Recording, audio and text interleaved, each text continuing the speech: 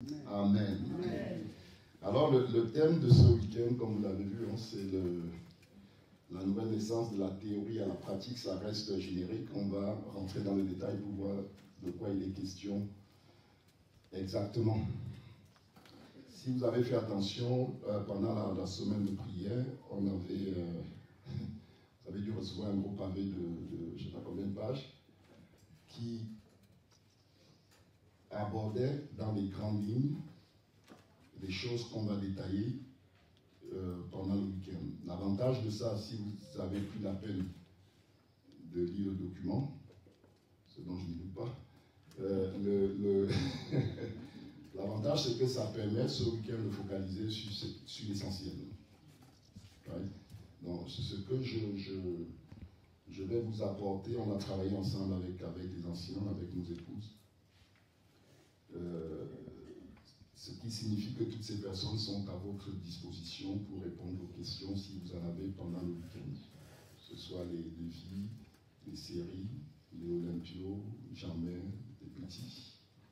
Si quelque chose n'est pas clair dans ce qui va être présenté, n'hésitez pas à aller voir pour que ce soit clarifié parce que c'est fondamental. Ce dont on va parler, c'est fondamental. J'ai discuté avec un ami, il est quelle heure? Est-ce que quelqu'un pourra m'aider avec les 10h06? Il faut que j'ai fini à 11h06. Ouais. Avant, 10 minutes avant 11h06, faites-moi un signe. Il y a quelque chose dont je dois parler. Ok? Mais je comprends que c'est le signe. Voilà. J'ai discuté avec un ami pasteur une fois. Il fait de la relation d'aide. Il utilise un certain nombre d'outils pour accompagner les chrétiens qui, à un moment de leur vie, vont tellement mal qu'ils ont besoin d'une attention particulière et d'un accompagnement particulier. Donc il fait ce travail-là. Et donc il m'expliquait, il dit dans la relation d'aide, en fait, la manière dont il le pratique, il ne prend pas la Bible, la prière, tout ça, pour ne pas activer des réflexes de chrétiens dans ce pour que la personne soit elle-même pour pouvoir l'aider. Okay? Et moi, quelque chose m'a interrogé, c'est comment se fait-il que, ayant reçu le Christ et son esprit, que 20 ans, 10 ans plus tard, on est là dans l'église, en communion fraternelle, on entend l'évangile dimanche après dimanche, 52, pour quelqu'un qui ne fait que le dimanche 52 fois dans une année, en 10 ans, ça fait 520 fois. Comment se fait-il que malgré cette durée, à être exposé à l'évangile, certains aspects de nos vies les plus compliqués ne soient pas touchés? Pourquoi l'évangile n'a pas fait le travail qu'il va faire dans la relation de l'aide? C'est les questions qui ont commencé à venir à mon esprit. Vous comprenez ce que je veux dire? Comment se fait-il que, étant exposé à l'esprit, à la parole de Dieu, à l'évangile, toutes ces années, on se retrouve quand même avec des aspects de nos vies, des points durs qui ont été effleurés, mais qui n'ont pas été traités. Au point qu'il faille quelque chose de spécifique. En plus, avec autre chose que l'évangile. Je ne dis pas que ce n'est pas bien. Avec autre chose que l'évangile pour nous aider. En gros, ce qu'il m'a dit, il dit, j'aide, l'expression qu'il a utilisée, il dit, je répare les chrétiens pour qu'ils puissent être en meilleure position pour servir Dieu. Donc je dis, mais pourquoi la parole et l'Esprit de Dieu ne fait pas ce travail de réparation par elle-même? Comprenez mon interrogation?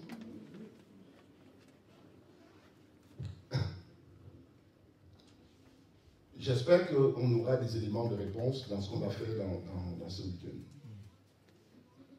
Mais gardez ça en tête. Gardez ça en tête. Il y a quand on était gamin, quand on allait nager, dans une rivière. Moi, je restais au bord de la rivière et puis je voyais ceux les plus aguerris qui s'avançaient plus loin. Puis je vois quand tout à coup ils se laissent porter comme ça par le courant. Et donc ça m'a donné envie. Et moi aussi j'ai envie de glisser sur l'eau. Et je me suis aperçu qu'en me rapprochant du milieu, je me rapprochais de l'endroit où le courant était de plus en plus fort. J'ai compris que dans la même rivière, en fonction de là où on se positionne, on n'a pas la même expérience. Il existe un endroit dans notre marche chrétienne où la puissance de Dieu est en activité en permanence. Si on ne sait pas vivre dans ce lieu, on a l'impression que l'action de l'Esprit est limitée. Ce n'est pas l'action de l'Esprit qui est limitée. Ce n'est pas l'action de l'Esprit qui est limitée. La puissance de Dieu agit constamment dans le sens de sa volonté. Constamment. Maintenant, tout dépend si nous on est au centre de ce qu'il est en train de faire ou si on est en périphérie. Ouais. On dit, ouais, mais il ne se passe rien. Oh, il se passe beaucoup de choses. Parce qu'on n'est pas là où ça se passe.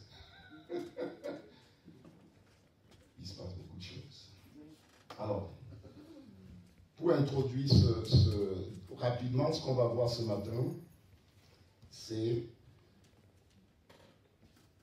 qu'est-ce qu'on est devenu lorsqu'on a reçu Jésus? En quoi notre réalité a-t-elle changé? Parce que c'est dans ce cadre que Dieu opère. Je parlais du courant tout à l'heure.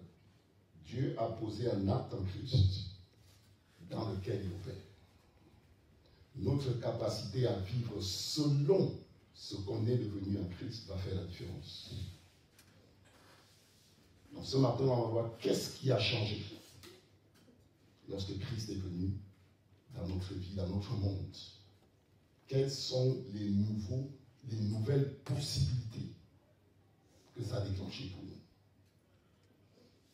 C'est Paul qui disait que la raison pour laquelle l'Esprit de Dieu nous a été donné, c'est pour qu'on connaisse les choses qu'on a reçues par grâce. Parce que ces choses sont domiciliées en Christ. Si on ne les connaît pas, on ne peut pas croire en elles.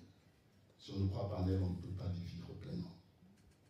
Et pour cela, notre Seigneur, Dieu nous a donné son esprit pour qu'on découvre ce qu'on est devenu lorsqu'il est entré dans notre monde. C'est ce qu'on va voir ce matin.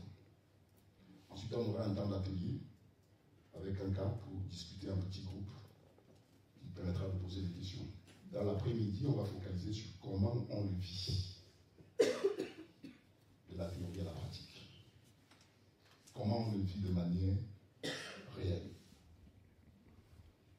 Ne partez pas de ce week-end sans avoir saisi les choses qui vont être partagées. Parce que la raison de ces choses-là, c'est une transformation, une libération dans nos vies. Comprenez? Ne partez pas si quelque chose n'est pas clair, attrapez les noms que j'ai cités tout à l'heure pour que les choses soient clarifiées. Et si vous avez des besoins, tout à l'heure j'ai dit qu'il y a des choses qui n'ont pas été traitées depuis 10 ans, et puis c'est le moment aussi d'aborder les anciens pour demander la prière. On est là pour ça, pour qu'on puisse profiter d'être ici pour passer du temps avec vous. Ça vous va? 2 Corinthiens chapitre 5 verset 17.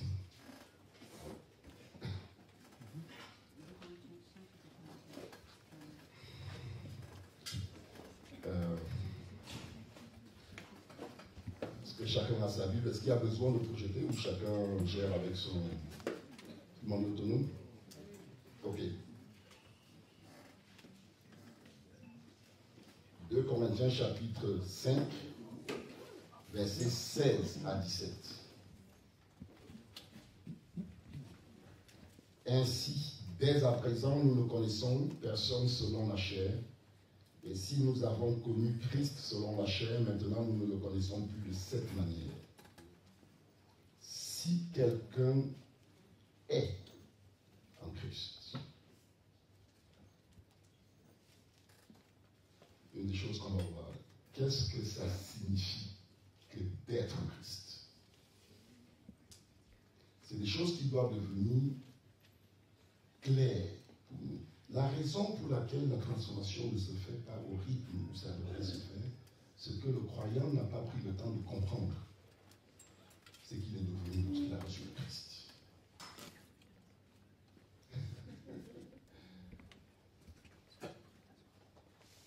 Les choses doivent devenir progressivement claires pour nous. J'ai demandé 15 minutes, qu'on me dise 15 minutes à la fin. C'est la raison pour laquelle je veux ces 15 minutes. Je vais vous montrer comment l'apôtre Paul manie les choses dont on parle pour résoudre, pour faire des diagnostics et résoudre des problèmes. Vous allez voir comment il le fait.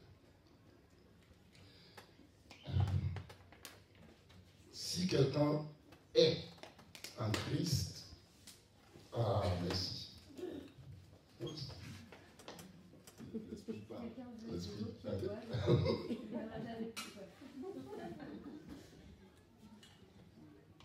On ne peut pas dire que le Saint-Esprit n'est pas ici. Si quelqu'un est en Christ, il est une nouvelle créature. Si quelqu'un est en Christ, il est une nouvelle créature. Les choses anciennes sont passées et toutes choses sont devenues nouvelles. Dieu nous prend, il nous met en Christ. Il nous dit la conséquence de cette nouvelle position, c'est que toutes choses sont devenues nouvelles. La question c'est, quelle chose? Parce que si je n'ai pas connaissance de ça, je ne peux pas le vivre pleinement. Quelles choses sont devenues nouvelles? Du fait de ma position en Christ.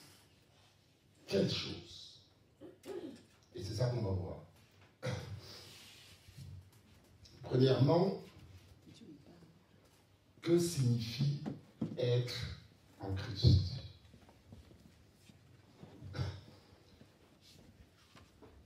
Être en Christ signifie que Dieu nous a unis à son Fils,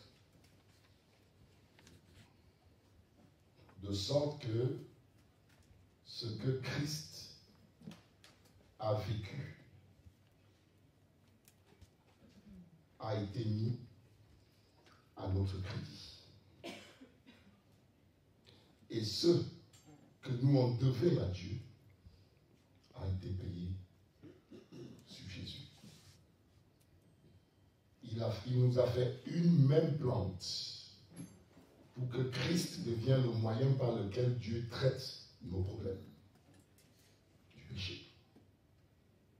Il nous a mis dans son Fils. Et il y a 3 faits dans le Nouveau Testament dans lesquels la Bible nous associe de façon directe à ce que Jésus a vécu. Ça, vous l'avez entendu 1000 fois, qu'on prêche dessus, on revient dessus, j'espère. C'est quoi les 3 faits? Comme ça, au hasard. Quelqu'un d'autre. Le premier, c'est quoi? Oui, c'est ça. Oui. Ah, merci Seigneur. Merci Seigneur. Ah, merci Seigneur. On va lire les 3 passages et ça, j'aimerais que vous fassiez attention à cela. Chaque fois que dans la Bible, il est question de ce que nous sommes devenus en Christ, stabilité, arrêtez-vous. Parce que c'est essentiel. C'est cet acte-là qui produit l'expérience qu'on peut vivre. Vous voyez ce que je dis? L'Esprit n'agit que parce que le Père a d'abord parlé. Et le Père a parlé en Christ. Donc, ce que Dieu a dit en Christ nous appartient. Rien ne peut le contester. Et tout va le contester, mais pas de façon légitime, parce que ça nous appartient.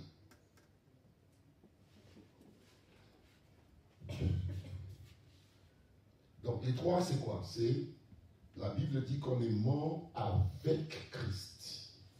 Et je vais lire dans Romains chapitre 6, versets 5 à 6. Je vais faire les lectures rapidement, je regarde mon temps. Vous notez les références si vous voulez. En effet, si nous sommes devenus une même plante avec lui par la conformité à sa mort, c'est-à-dire que sa mort est devenue la nôtre, nous le serons aussi par la conformité à sa résurrection.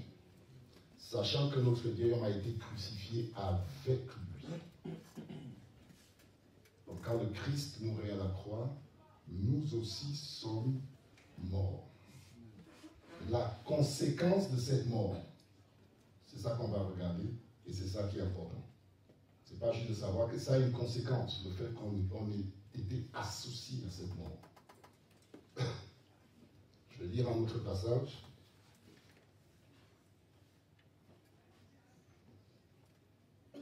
Romains 8, verset 1. Il n'y a donc maintenant aucune condamnation pour ceux qui sont en Christ. Je vais m'arrêter là. La conséquence de cette mort, c'est qu'en mourant, en nous associant à la mort de son Fils, Dieu a sauvé la condamnation qui pesait sur nous à cause de nos péchés. Il n'y a donc plus de condamnation pour celui qui est où? En Christ. Première chose qui définit notre nouvelle réalité. Le pardon de nos péchés. Et parce que nos péchés sont pardonnés, nous avons accès à Dieu en tant que Père. Ce que ça signifie concrètement, et c'est là que je viens utiliser mes trois chaises. Ça, c'est ma vie par rapport aux hommes et au monde. Ça, c'est ma vie par rapport à Satan. Ça, c'est ma vie par rapport à Dieu. Donc ça, c'est quand je ne connaissais pas Jésus. Ma réalité, c'est mon vécu dans ma famille, avec mes amis, ce que j'ai vécu de bon ou de mauvais, des choses qui m'ont traumatisé ou qui m'ont blessé. C'est ça ma réalité. C'est dans ma chair. C'est là. Mon autre réalité, c'est tout ce que j'ai pu vivre ou que je vis encore comme oppression démoniaque et spirituelle du fait de la réalité du péché. Il y a des gens ici qui ont vécu des choses depuis tout petit. Ou d'autres peut-être qui le vivent encore. Une oppression spirituelle démoniaque réelle. On ne peut pas dire que ce n'est pas sa réalité. Ça touche sa chair. Ça influence sa pensée. Il envoie les fruits et la manifestation dans sa famille. Donc il y a une réalité qui est là. Et l'autre réalité, c'est que ne connaissant pas Jésus, j'ai une vision, une certaine vision de Dieu. Je vois un Dieu qui me condamne, puisque je suis conscient de mes péchés. Donc j'ai une certaine vision de Dieu. Ça, c'est ma réalité. Et là, ma Bible me dit que si je suis en Christ, les choses anciennes sont passées et toutes choses sont devenues nouvelles. Le problème, c'est que je suis toujours là. Et ces réalités, tant que je suis dans cette chair, ces réalités sont encore là. Vous êtes d'accord avec moi? La blessure que j'ai eue depuis l'enfance, elle est peut-être encore là. De temps en temps, elle est là. Ce que j'ai vécu dans la famille et tout ça est encore là. Et pourtant, la Bible me dit que une réalité nouvelle a été introduite dans ma vie, qui fait que celle-ci devient obsolète.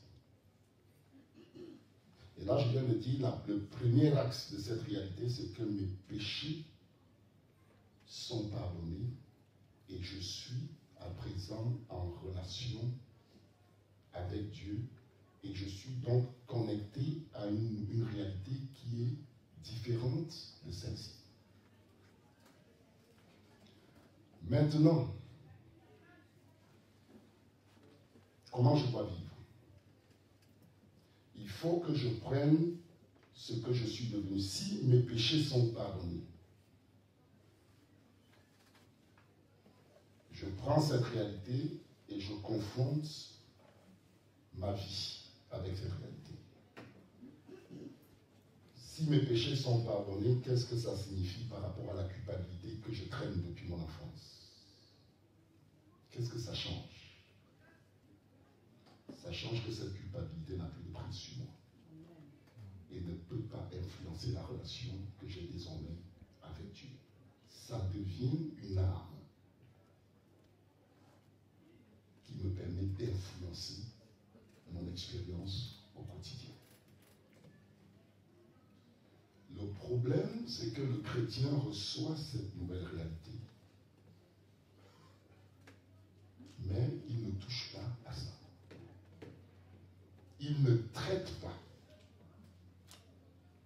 les impacts de son ancienne réalité avec ce qu'il est devenu en Christ. Il continue à vivre sa vie comme si sa position en Christ n'avait rien changé. Et c'est là qu'on retrouve ce que je décrivais au début, où 10 ans plus tard, on dit comment se fait-il que si la puissance de l'esprit demeure en toi de façon permanente, comment se fait-il que ça n'a pas touché ce point de vue dans ta vie? Et c'est parce que je n'ai pas confronté ce point de vue dans ma vie selon ce que je suis devenu. Comprenez? J'ai 2 passeports. J'ai la double nationalité française et nigérienne. Si on m'arrête dans la rue et qu'on dit, monsieur, vos papiers, si je sors mon passeport nigérien, il n'y a pas de carte de résidence dessus. Immédiatement, je suis dans l'illégalité. Parce que je me suis présenté selon une réalité autre que celle que j'ai ici. Alors je suis la même personne, tout est pareil.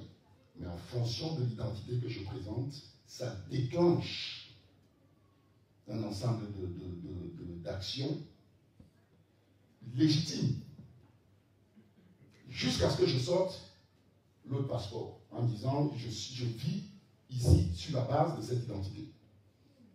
Et tout à coup, quelque chose d'autre s'ouvre. Vous voyez ce que je dis? Quelque chose d'autre s'ouvre.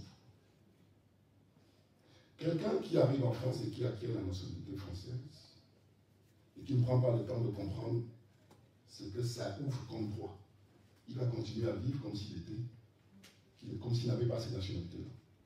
10 ans plus tard. Vous comprenez ce que je dis? Il continuera à vivre.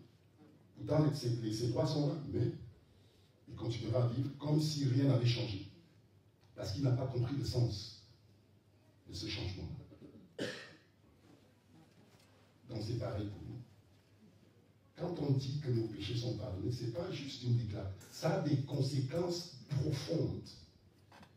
Mais c'est à nous de nous asseoir et de regarder ce que ça signifie. Sous la direction de l'esprit. Ça a des impacts profonds. Et c'est par ce moyen que Dieu traite nos problèmes. C'est la solution de Dieu.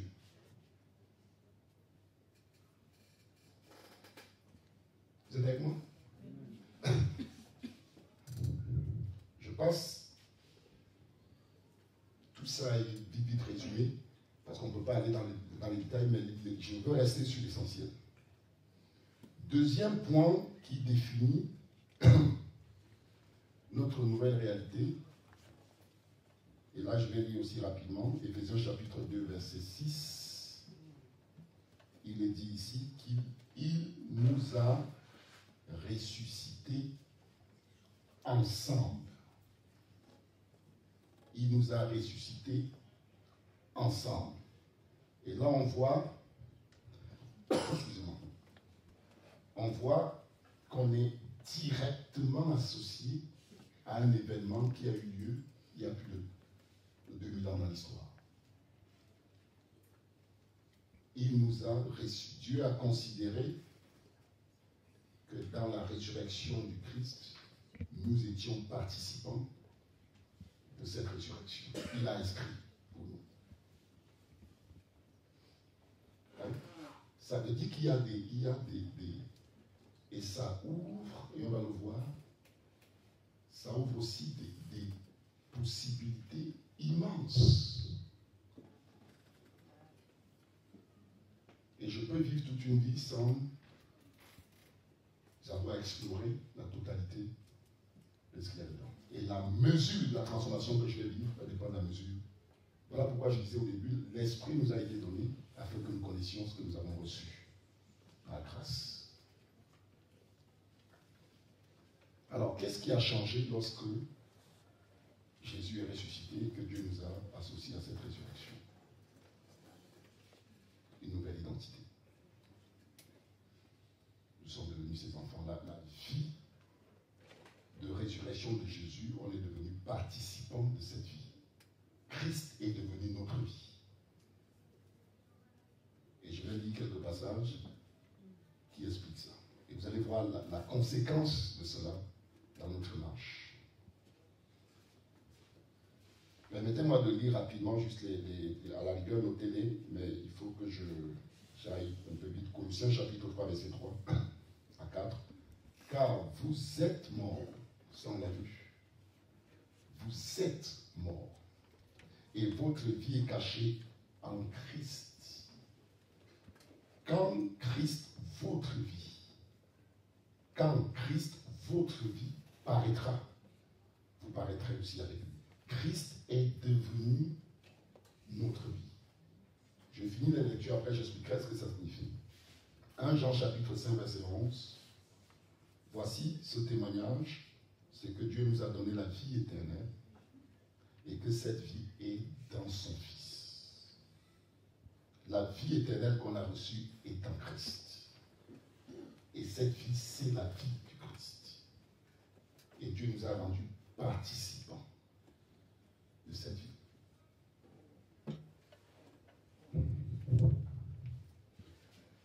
Romains 6, verset 4.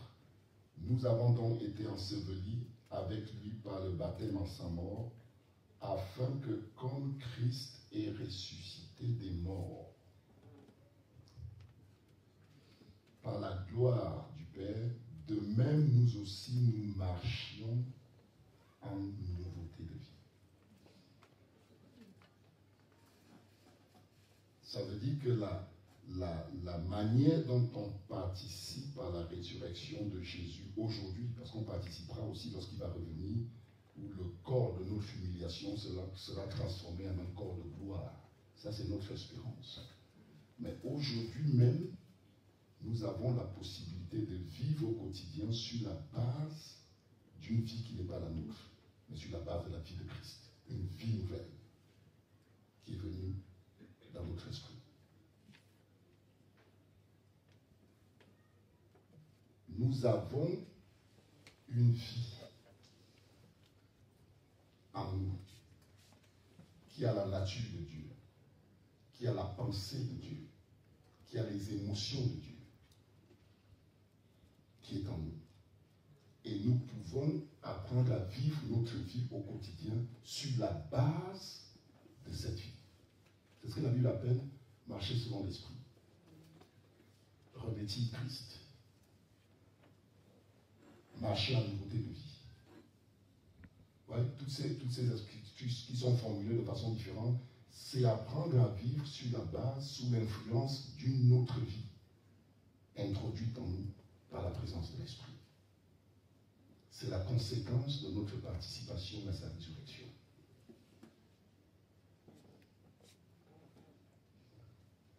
Je reviens ici. Je suis dans ce cercle avec mon expérience du passé. Et dans mon enfance, j'ai été blessé, rejeté, dont je lutte avec le rejet. C'est ma réalité dans ma chair. Mais la Bible me dit, j'ai une nouvelle réalité dans laquelle je suis en communion avec Dieu comme Père et je partage dans sa vie. Donc j'ai deux façons d'aborder ça. Soit je reste dans mon rejet et je lutte pour m'en sortir, soit j'apprends à puiser dans ma nouvelle relation avec Dieu pour que des émotions et des sentiments nouveaux naissent dans mon cœur et s'enracinent. Et que ça, ce soit neutralisé et englouti. Ce n'est pas la même démarche du tout. Si je reste là et que je lutte, je reste dans mon ancienne réalité et je ne m'appuie pas sur ce qui est devenu mon avantage principal, ma nouvelle réalité en Christ.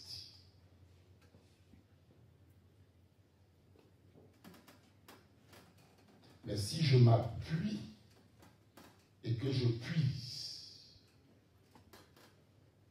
dans cette nouvelle relation où je ressens la paix de Dieu, l'amour de Dieu, la joie de Dieu, si ça devient ma nouvelle histoire, celle-ci n'aura plus d'influence sur moi. Parce que aussi vrai que ça a existé dans mon passé, je suis réellement mort dans le passé aussi avec Christ et ressuscité. C'est une nouvelle histoire qui est basée sur des faits historiques comme celui-ci. Vous comprenez ce que je veux dire? C'est une nouvelle histoire à laquelle je suis rattaché.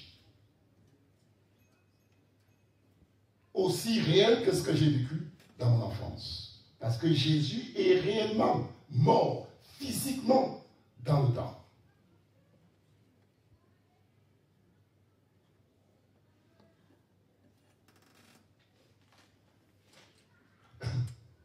La communion avec Dieu. C'est le deuxième aspect de cette nouvelle réalité. Le premier, on a vu le pardon de nos péchés qui nous donne accès à Dieu. Deuxième, on a vu la résurrection qui nous met en communion. Quand je parle de communion, c'est par rapport à cette vie. C'est Jésus qui disait la vie éternelle, c'est qu'ils te connaissent. Je ne sais pas si vous avez bien compris l'histoire de cette vie. Dieu n'a pas sa vie, et puis Jésus a sa vie, et puis nous on a une vie qui nous a donné de chrétiens. On est participant d'une seule et même vie, celle de Dieu qui est en Christ. C'est ça que ça veut dire. C'est pour ça que le corps est un corps. Parce qu'on est, non seulement on est en communion avec le Père et le Fils, mais on est en communion les uns avec les autres dans la même vie. Donc c'est la même vie qui crée cette communauté qui est le corps. La même vie. Voilà pourquoi quand la Bible parle de transformation, après qu'il dit, dans le corps, il n'y a plus ni grec, ni juif, ni barbare, ni monsieur. Christ est tout. Et en tous. Parce que c'est la même vie. Et c'est une vie qui vient pour régner. Elle vient pour mettre de côté ce qui est passé. Ouais. C'est la même vie. La même vie. Troisième, je suis pas mal dans le temps. Je suis content. Troisième, j'ai encore des choses que je peux dire. Troisième point, c'est... Dieu confirme toujours. Vous me suivez ou pas? Ok. Non, vous être sûr. Je suis en train de faire un show. Éphésiens chapitre 2, verset 6. Toujours, c'est ce qu'on a vu tout à l'heure. Il nous a ressuscités ensemble, ça on l'a vu. Il nous a fait asseoir ensemble dans les lieux célestes. Il nous a fait asseoir ensemble.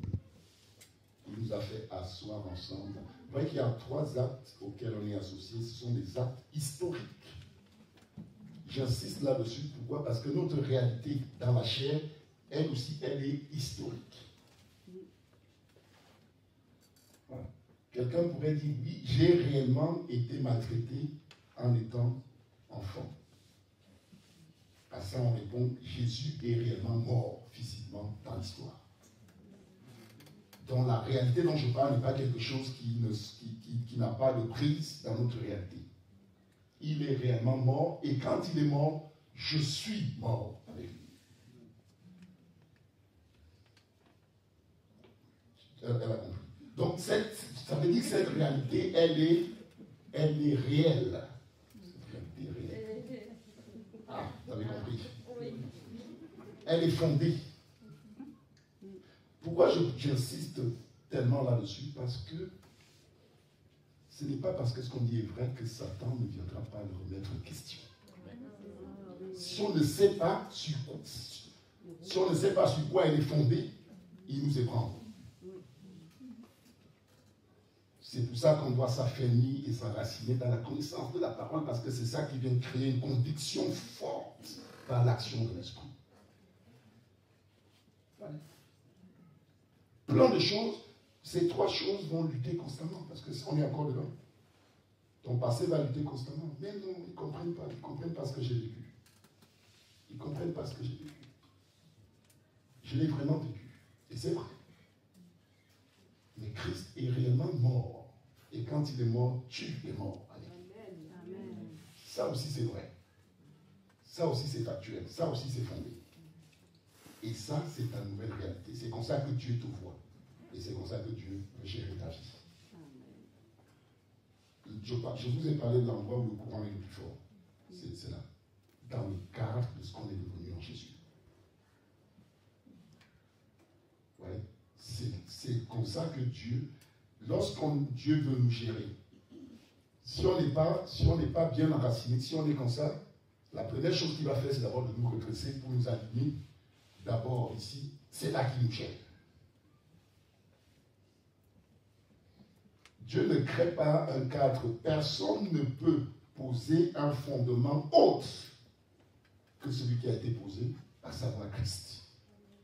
Dieu ne peut pas faire un plus particulier pour quelqu'un qui refuse d'accueillir avec foi ce qui est présenté. Ce que Dieu peut faire, c'est accompagner la personne à revenir à la raison. Que ce soit raisonnable. Voilà, le cas qui a été fait est bon. On en était où? Troisième acte. Merci. C'est un égard. Donc, Éphésiens 2:6, j'ai dit, et il nous a fait asseoir ensemble dans les deux sièges. Je vais lire quelques passages pour expliquer ce qui s'est passé pour nous. On comprend que Jésus est mort. Après sa mort, il est monté auprès du Père. Et il est monté, il est ressuscité, merci. Ça c'est aussi ascendant. Et il est monté auprès du Père en tant que souverain sacrificateur. Ce qui nous envoie à l'Ancien Testament comme image. Écoutez bien, c'est important. C'est important de savoir sur quoi, quand on fait face à une situation, parce que les situations se battent. Il n'y a rien quand on veut dire résister au diable, c'est parce que Dieu anticipe un combat. Sinon, il aurait dit balayer, et puis il aurait dit résister. C'est ce qu'il y a. Ouais. Il pousse, je pousse. Il dit reste tiens bon. C'est parce que Dieu anticipe qu'il y aura contestation. Et la seule réponse, quand il y a contestation, c'est que tu maîtrises ton dossier. Tu maîtrises ton dossier. Sinon, tu doutes. Il y a des épreuves qui te submergent au point que tu te demandes si Dieu est vraiment là. Parce que Satan vient et il frappe un combo, et tu perds tes moyens. Des trucs qui te tombent dessus, et tout à coup, tu terminé. Chaos. Je peux juste ajouter un mot à ce que tu dis là, pour qu'on comprenne. Un mot? Juste un mot. Je ne fais que dire des mots. Non, juste un mot. Non, c'est juste pour te dire, parce que souvent on dit que Dieu n'est pas là. En fait, ce que je voulais juste ajouter, c'est qu'il y a quelque chose de plus pernicieux, c'est le fatalisme. Tu vois, c'est... Voilà. Tu peux ajouter un mot pour clarifier. C'est-à-dire qu'en tant que chrétien, on ne va pas se dire que Dieu n'est pas là, mais en fait, on va entrer dans une sorte de fatalisme, une sorte de... Ou on laisse dire ce qui arrivera. Et ça, c'est pernicieux. C'est vraiment... C'est pernicieux. Voilà. Tout le monde a compris? Ok, je lis deux passages rapidement, puis j'expliquerai. Hébreux 8, verset 1. Le point capital de ce qui vient d'être dit, c'est que nous avons un tel souverain sacrificateur qui s'est assis à la droite de la majesté divine dans les cieux. Il s'est assis comme ministre du sanctuaire et du véritable tabernacle. Donc Jésus s'est assis. Si on veut comprendre ce que cette position signifie pour nous, il faut qu'on comprenne en qualité de quoi il s'est assis. Il fait quoi sur ce trône auquel on a été associé? Pourquoi on est assis avec lui? Pour faire quoi? Pour gouverner le monde? Pour devenir Dieu? Vous voyez ce qu'elle dit? Il faut qu'on comprenne pourquoi on est. Qu'est-ce qu'on fait là-bas? Qu'est-ce qu'on fait dans les lieux célestes assis avec Christ? Qu'est-ce qu'on est en train de faire? Est-ce que c'est notre place? Pourquoi faire? Il faut comprendre. Donc pour ça, il faut comprendre, lui-même qui est assis là, il est assis en quelle qualité? Et là, on vient de voir, il est assis en tant que souverain sacrificateur. Donc ça veut dire que cette position, il est assis pour servir la volonté de Dieu. C'est une position de service. Oui. Il dit qu'il a été fait ministre du sanctuaire. C'est une position de service. Donc on est assis avec lui pour servir. On est assis avec lui pour servir. Et le fait qu'on soit assis avec lui signifie que Dieu nous a autorisés. On est légitime pour le servir. Ouais. Ça veut dire que moi, en tant que chrétien, si je vais quelque part, si je me vois en tant que... Je vais au boulot et je me vois en tant que collègue employé, je m'inscris dans une certaine réalité. Mais si je me vois dans cet endroit-là, je dis, je suis ici, mais en fait, je suis un serviteur de Dieu. Approuvé. Si quelqu'un va vérifier aussi un pouvoir dans les documents, les gens qui sont autorisés à servir Dieu, mon nom est dedans. Parce que je suis assis avec le Christ. Je suis autorisé. Si je me vois comme ça, je me connecte à une autre réalité dans laquelle il y a des ressources spirituelles. Parce que si ton nom, si tu es serviteur, Dieu est là et puis là les serviteurs, il y a une provision, une allocation de service pour chacun. Si je t'envoie faire quelque chose qui coûte de l'argent, je prévois un budget pour ça. S'il faut de la puissance, je prévois. Si tout ce qu'il faut pour accomplir le service auquel tu as arrêté, je t'ai pourvu. Comprenez? Donc, quand je vis une situation, si je veux puiser dans les ressources que Dieu a prévues, il faut que je vive cette situation en tant que serviteur ou servant, et non pas juste en tant que je suis dans la chair. Parce que j'ai une réalité nouvelle qui change la donne. Qui change radicalement la donne pour moi. Ça, c'est le troisième acte. On a une légitimité. Tu vois? Tel que tu es assise là, sans qu'il y ait besoin de te nommer responsable de ceci ou que tu aies fait une école de théologie, tel que tu es assise là, si on va fouiller dans le registre de Dieu, dans le ciel, des gens qui sont habilités à le servir, ton nom est dedans. Tel que tu es assis là sans avoir rien fait. Parce que tu es en Christ. Ton nom est dedans. Vous voyez ce que je veux dire? Le problème, c'est qu'on ne le sait pas. On vit comme si la croix n'était rien. Parce qu'on ne mesure pas l'impact immense de ce qu'on est devenu en Christ. Et du coup, on vit le quotidien, c'est en déphasage. Cet après-midi, j'ai dit qu'on allait voir comment. Pour l'instant, je dis quoi. Ouais, d'accord? On va voir comment. Je dis ça pour que avant que Gloria me pose la question. Ça, c'est comment c'est cet après-midi. Pour l'instant, on est dans quoi? Déjà. On est dans le quoi? Après. Ouais, attendez. Ah, merci. J'ai failli le couper alors que c'était pour moi. 15 minutes, donc ça me permet, merci, je suis dans les temps. Je suis dans les temps. Je récapitule et je vais finir avec, je vais parler de Paul pour vous montrer comment il fait ça. Après on va faire la partie pratique. C'est bon là pour la partie, voilà, la mort de Jésus. Retenez bien, c'est pas artificiel, hein, ce qu'on dit là, la mort, et puis c'est pas artificiel. D'ailleurs, vous le voyez dans le texte. Notez-le, apprenez-le, retenez-le.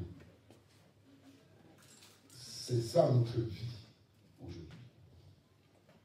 Et quand on vit notre vie, vous comprenez que quelqu'un qui a accès à Dieu, dont les péchés sont pardonnés, quelqu'un qui est en communion avec Dieu, qui est devenu enfant de Dieu, avec tout ce que ça implique, comme j'ai expliqué, et quelqu'un qui est devenu légitime, un serviteur légitime de Dieu, vous comprenez que c'est tous ces nouveaux changements-là, si je commence à prendre chaque aspect de ma vie, et que je le regarde à travers ce nouveau prisme, vous imaginez le chantier? Vous imaginez la transformation? C'est pour ça qu'on peut passer 10 ans. Il ne s'est pas passé grand-chose parce qu'on n'a pas fait ce travail. Parce qu'on a laissé notre vie comme elle était avant, sans la regarder à travers ce qu'elle est devenue en Christ, pour engager un travail avec l'esprit de transformation. Si vous pensez que Dieu ne fait rien, il n'agit pas. Regardez votre vie selon ce que vous êtes devenu en Christ et vous allez voir l'action de Dieu. Ouais. Si vous pensez que c'est... Souvent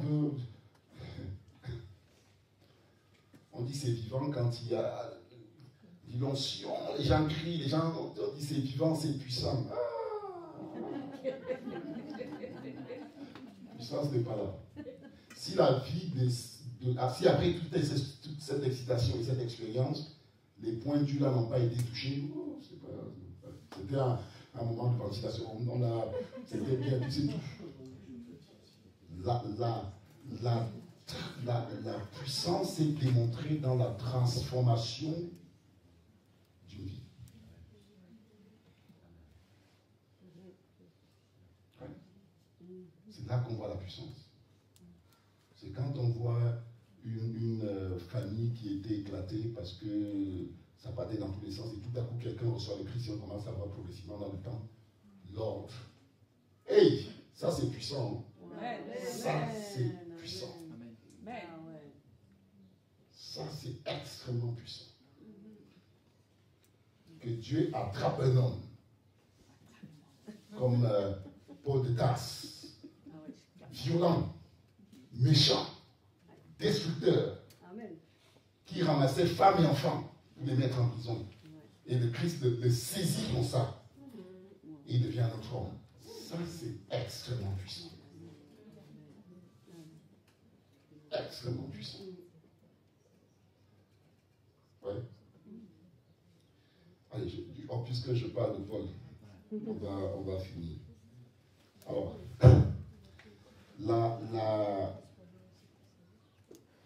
la lettre aux Corinthiens.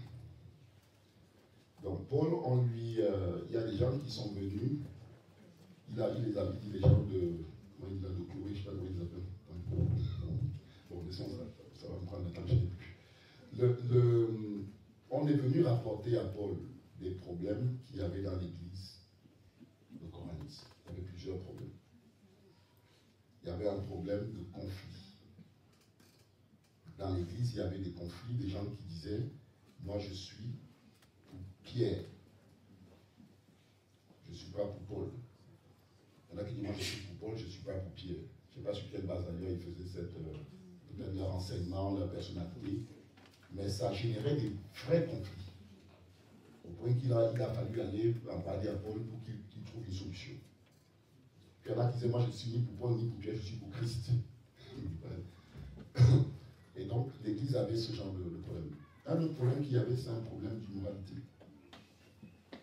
Apparemment, quelqu'un a pris pour femme la femme de son père dans l'Église.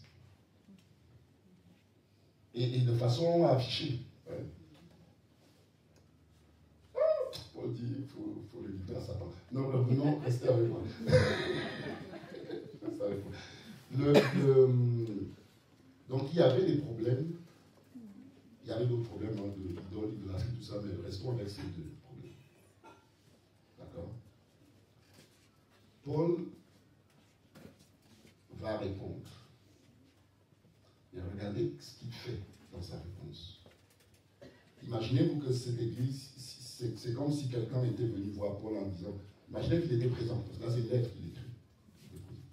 Regardez comment il traite le problème qui lui est présenté. Parce que c'est comme ça que Dieu traite nos problèmes, c'est comme ça que Dieu peut traiter nos problèmes. Et si vous faites de l'accompagnement, si quelqu'un vient vous voir et que vous devez accompagner quelqu'un, c'est aussi comme ça qu'on est censé accompagner. Okay. Vous allez voir que la première chose que Paul fait, c'est qu'il les ramène dans ce qu'ils sont en Christ, d'abord. Parce que c'est comme ça qu'il va traiter la problème. Pas selon ce qu'ils sont dans la chair, ni selon ce qu'ils vivent. Il les ramène d'abord, il dit, messieurs et dames, voici ce que vous êtes devenus en Christ. Et c'est ça notre point de départ pour discuter. C'est selon ce que vous êtes en Christ que votre vision, votre analyse doit être influencée. Ok? Allez, regardez, on va juste lire quelques... Prenez 1 Corinthiens chapitre 1.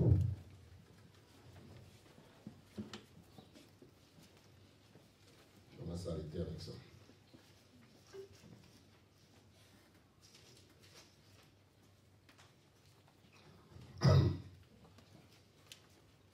Donc, Paul, appelé apôtre de Jésus-Christ par la volonté de Dieu, et le frère Sostène, à l'église de Dieu qui est à Corinthe, à ceux qui ont été sanctifiés. Il leur dit ce qu'ils sont devenus. Il est conscient qu'il écrit à des gens qui sèment le bazar à l'église, où ça ne va pas. Ouais. Mais ce n'est pas ça le point de référence pour lui, c'est de les prendre selon ce qu'ils sont devenus en Christ. Donc il dit, ceux qui ont été sanctifiés en Jésus, des gens que Dieu a séparés déjà pour qu'ils lui appartiennent. Il dit, c'est ce que vous êtes. Pourquoi il dit ça? Pour qu'ils comprennent après, quand il va les exhorter, qu'ils comprennent sur quoi il se base.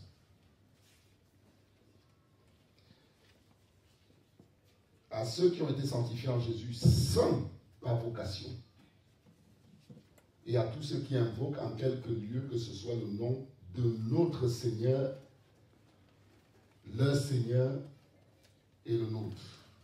Ce dont Jésus est devenu le Seigneur. Voilà. Il leur rappelle ce qu'ils sont devenus. Ok? Je vais sauter. Verset 9. Dieu est fidèle, lui qui nous a appelés à la communion de son Fils, Jésus-Christ notre Seigneur. Ceux qui ont été appelés à être en communion avec le Christ. Vous voyez comment il les positionne.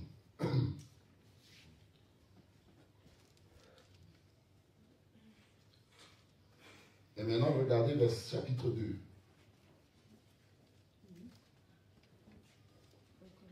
Toujours 1 Corinthiens, chapitre 2.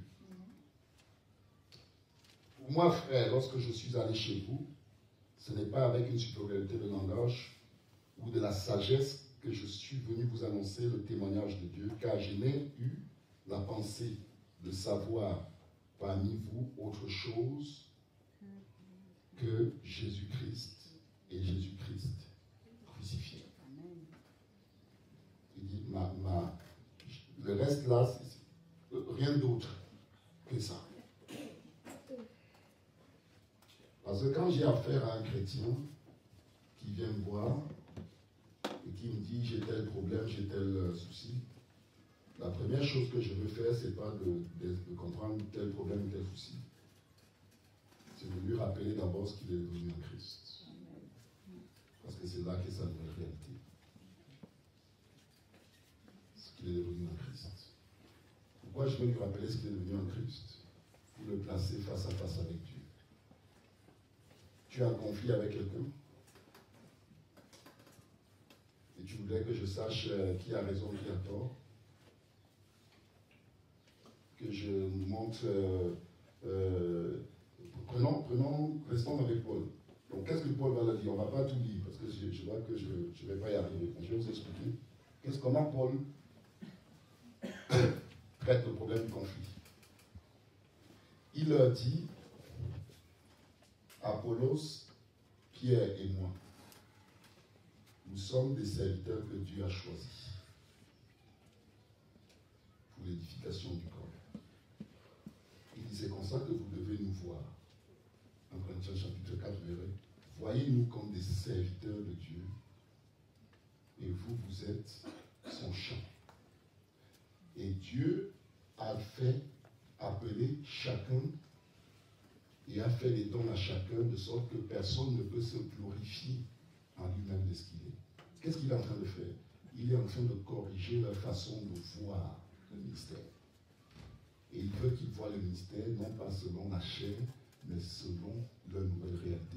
Il dit, en Christ, personne n'est qualifié par rapport à ce qu'il est, par rapport à ce qu'il a appris, par rapport à sa personnalité. Dieu a donné à chacun.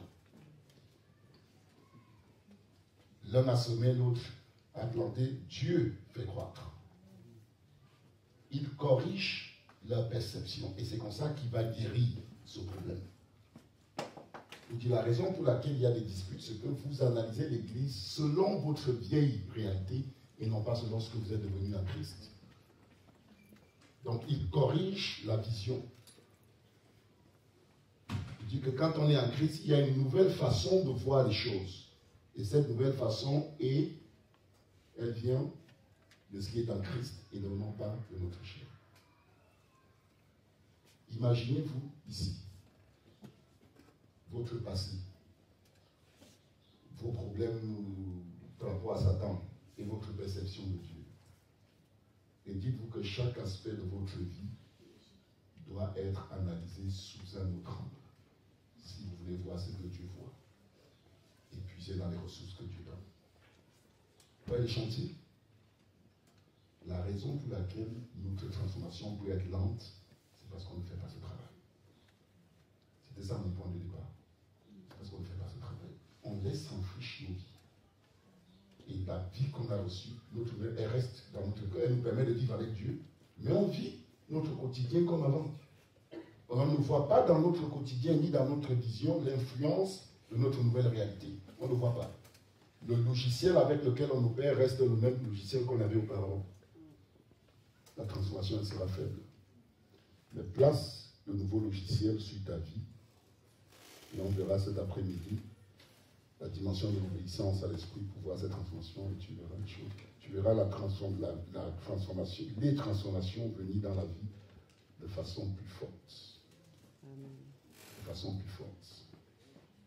Il n'y a pas un seul aspect de notre vie qui n'est pas concerné par cette réalité.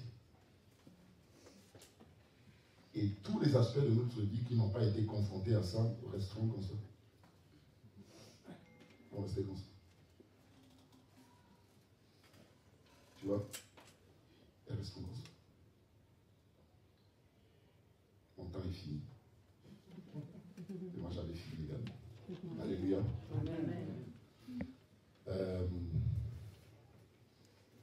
On aura l'occasion de revenir faire des résumés, des rappels. Je pense qu'il y a une petite pause, non? Entre